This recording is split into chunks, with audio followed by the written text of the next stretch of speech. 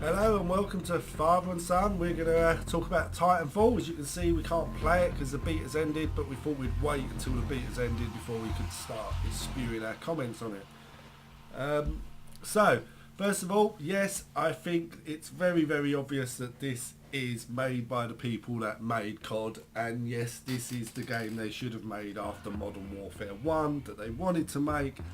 And from the moment you're wandering around throwing the grenades through the door holes in the tutorial level, you feel at home. You know you're back in their hands that first sent you travelling through that little assault course and COD Modern Warfare 1, and also threw me straight back to playing the original Call of Duty as the American wandering around the camp.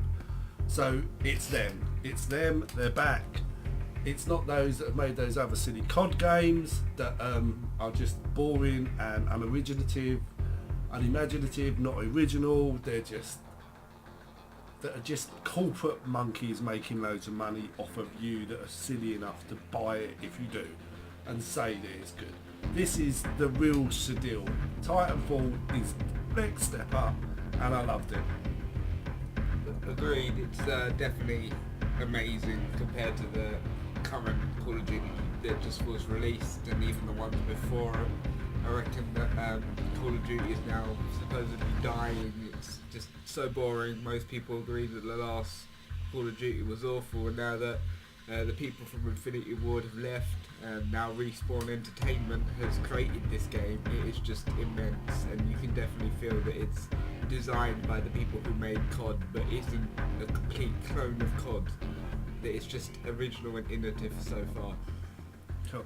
First of all, my son loved COD, loved it to bits. It was the reason I got an Xbox 360. I couldn't believe when I first bought the game and it was 50 quid where the PC version was 30.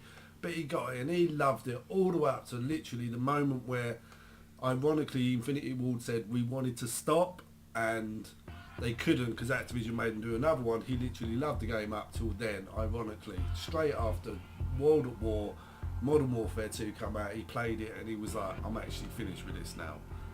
So Infinity Ward were right, and this release is showing you they were dead right. They knew what they were talking about. It's immense. I'm an old man, as you can imagine, it's father and son. My reaction timings are dead. I'm not very good at the Twitch shooters, but I do love the arcade essence, I do love the rush, and I do love the fun. I can play Titanfall, I don't know for how long, once the young kids get to know it inside out. But that auto-aiming on a gun, it's just like, that's me. I can sneak up behind someone and it aims and I can shoot them dead if I can aim at them long enough. I mean, seriously, in COD, I'm so old, if someone moves to the left or right a little bit, I lose aim, and trying to make the aim on them again means that I die because they turn around and shoot me. And so that little bit of reaction times where I can't adjust so quickly, my brain doesn't move so quick, it kind of, I love COD, but it means I'm very, very bad at it. When playing this, because I can sneak up behind the character and actually just wait and it ocks on the aims and kills them, I'm like, yes! Yes! You don't know how many times in COD I'd walk up behind someone, go to shoot, they'd move, and then I'd shoot, I'd miss them, and then they'd turn around and knife me. You'd be like, ugh! This game lets me play the game. I'm an old man, I can play it. And then it gives me a mech. I can get in a mech. I don't get one shot killed. I can walk around the map blowing things up, killing stuff, being useful.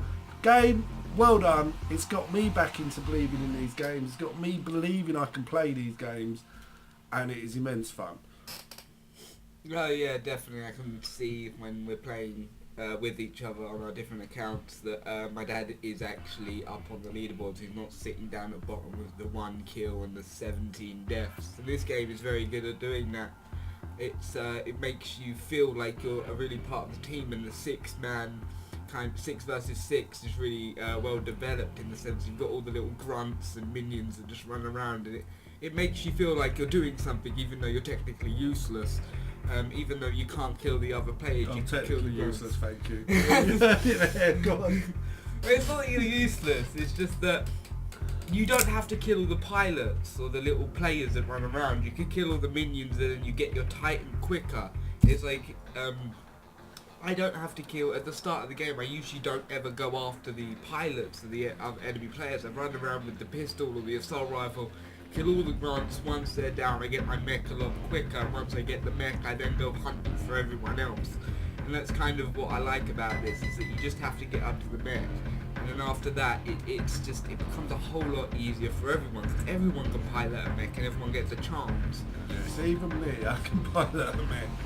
And so it just levels up. And the burn cards, again, it's very, very good. I mean, I like the mech, because what they've basically done with the minions, I think, sitting there, Infinity Ward have gone, right, so how do we time kill streaks? How do we move it on from kill streaks? How do we move the FPS into that RPG element where you feel like things are happening? So getting rid of the kill streaks that, as an older player, I never really ever got to obtain that much. Because my twitching wasn't good enough, but with this I get the mech every single time, so that's way better than kill streaks. Everybody gets a mech at some point, everybody gets the ultimate, and then you got the burn cards, which is again like brilliant. You burn 3 cards so far, and you tailor it to the style you play. If you want your mech in the mech all the time, you can make it so that you're in the mech all the time more often. If you want to run around and kick people with a C, which is so funny when you kick someone with a C, but if you want to run around really fast and knife people or kick them, you can do that. You can make them your burn cards, but your Titan play will suffer. You can make it so you suddenly got a sniper rifle, so you can sit on the roof and shoot people from a distance. You've got the option to really tailor your game from game to game without going through loads of loadout options. So again, hats off. I think they nailed it. That's absolutely beautiful. They have made the burn cards very balanced in the sense of the way they named it burn cards. It kind of ties into how they work. It's before you spawn in, you press B, or for the PC, you load it up and you got these 3 cards. You pick one, it then gives you whatever it says. For example, the Smart Pistol Amp, which basically means it's got more damage and it locks on a lot faster. So then you get that, but as soon as you die, you then lose that card and that gun. You can't ever get it back. So it balances it. So even if this one player becomes so skilled and kills everyone, once he's dead, he loses that card. He becomes average like everyone else. It's like it doesn't then make someone a lot stronger because he has one bird card and you don't. It just means that he has a little slight boost until he dies, and eventually in this game everyone does die, unless you're jumping around and somehow you're able to not die, which drops off to you. Yeah, I mean, I think they've created a bunch of extremes that are very well balanced from so far playing. Things became unbalanced in COD, but it made it exciting with all the extra buffs.